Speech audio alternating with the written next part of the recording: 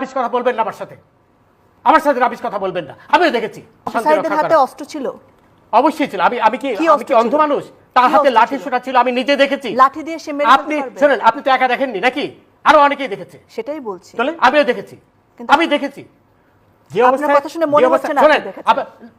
Don't please এই ধরনের rubbish কথা বলবেন না আমার সাথে রাবিশ কথা বলবেন না। আমিও দেখেছি। উত্তেজিত হবে আপনি আমাকে উত্তেজিত করছেন। আপনি তো তাদেরই পক্ষের লোক বলে মনে হচ্ছে। আমি অবশ্যই আপনি তাদের পক্ষে কথা বলেন। শোনেন, এই যে সবুজ মিয়া মারা গেল ছাত্রলীগের, তাকে কে মারলো? সেটা তদন্ত হবে না, তদন্ত হবে তো, ওইটা সাইদেরও তো তদন্ত হবে, সবই তো তদন্ত হবে। সাইদকে কে মেরেছে সেটা দেখা যাচ্ছে। আমি তো দেখেছি। আপনি আমাকে বোঝানোর চেষ্টা করছেন যে আমি দেখিনি নাকি? এই ধরনের রাবিশ কথা আমার সাথে বলবেন না, রাবিশ কথা বলবেন না। আমি কিচ্ছু রাবিশ বলছি না। অবশ্যই রাবিশ কথা বলছেন না, অবশ্যই রাবিশ কথা বলছেন। আপনি ওদের পক্ষে হয়ে কথা বলছেন। আমি কারোর পক্ষে কিছু বলছি না, স্পষ্টভাবে ওদের পক্ষে হয়ে কথা বলছেন। আমি নিরপেক্ষ কথা। আপনি ওটাও নিরপেক্ষ নন। এরপরে আমাকে বলতে দেন আগে। এরপরে আপনার প্রশ্ন করেছেন, এটা জবাব নেন, তারপরে অন্য কথা বলেন। হ্যাঁ, না, আপনি আপনার প্রশ্ন আমার প্রশ্নের উত্তর পাননি, অথবা আমার প্রশ্নের উত্তর বোঝার মতো মেধা আপনার নেই। আচ্ছা, এখন কথা হলো, হাসবেন না প্লিজ, ডোন্ট লাফ এট মি। আচ্ছা, এখন কথা হলো, জাস্টিস শামসুদ্দিন চৌধুরী মানিক, আপনি আমার নামটা ভালো করে উচ্চারণ করতে পারেন না নাকি?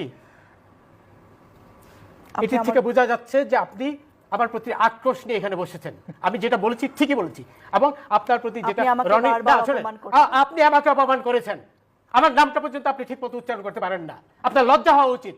এবং রনি যেটা বললো, আপনি এমন ভাব দেখাচ্ছেন যে আপনি একাই সেই টেলিভিশনটা দেখেছেন। আমি যখন বললাম আমিও দেখেছি, তারপরে আবার আপনি আমাকে বারবার উস্কানি দিচ্ছেন যে আমি দেখেছি কিনা। তার মানে আপনি একাই দেখেছেন, আর কেউ দেখেনি। শোনেন রনি, কালকে যে না উত্তেজিত হওয়ার কারণ হচ্ছেন আপনি আমাকে উত্তেজিত করছেন, মানে এমন ভাব দেখাচ্ছেন যে আপনি একাই দেখেছেন, আমি দেখিনি।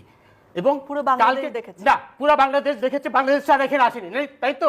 আমিও তো দেখেছি। আমি কি অন্ধ ছিলাম? অবশ্যই আপনি বাংলাদেশে। তাহলে আবার আপনি, আমি যখন বললাম আমি দেখেছি, তারপর তো আপনার অ্যাঙ্কর হিসেবে আপনার চুপ হয়ে যাওয়া উচিত ছিল। আপনি আবার আমাকে খোঁচাচ্ছেন।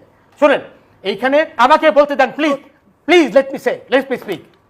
আমাকে বলতে দেন। আপনি কালকে চিটাগাঙে 12 জনকে ছাদের থেকে ফেলে দিয়েছে এই শিবিরের লোকরা, সেটা আপনার কোনো খবরে আসেনি, আপনি সেই কথাটা তুললেন না। আপনি সেই একজনের কথা যারা প্রাণ দিয়েছে আপনি কি বলেছেন এই কথা যে কালকে 12 জনকে ছাদের থেকে ফেলে দিয়েছে শিবিররা? আপনি সেটা বলেননি তো, বলবেন না। আপনি তো আমাকে কিছু বলার সুযোগই দিচ্ছেন না। আপনি তো শুরুই করেছেন এইভাবে যে আপনি পরিষ্কারভাবে প্রমাণ করেছেন আপনি তাদেরই লোক।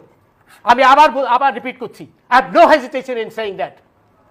কারণ এটা আপনি বলেন কালকে নারী হিসেবে যে মিনিমাম সম্মান দেওয়া দরকার সেটাও আপনি আমাকে সম্মান দিয়েছেন। আমি কোনো প্রকার অসম্মান করিনি। আপনি আপনি আবার নারীর কোটা চান, আবার এখানে নারীর সম্মান চাচ্ছেন। আপনি কোটার সম্মান লিসেন টু মি। আপনি আমাকে প্রথমেই বলেছেন যে আমি দেখিনি, আপনি একাই দেখেছেন। একটি বড় অসম্মান কি হতে পারে? অবশ্যই বলেছেন। আপনি আকার ইঙ্গিতে বলার চেষ্টা করেছেন।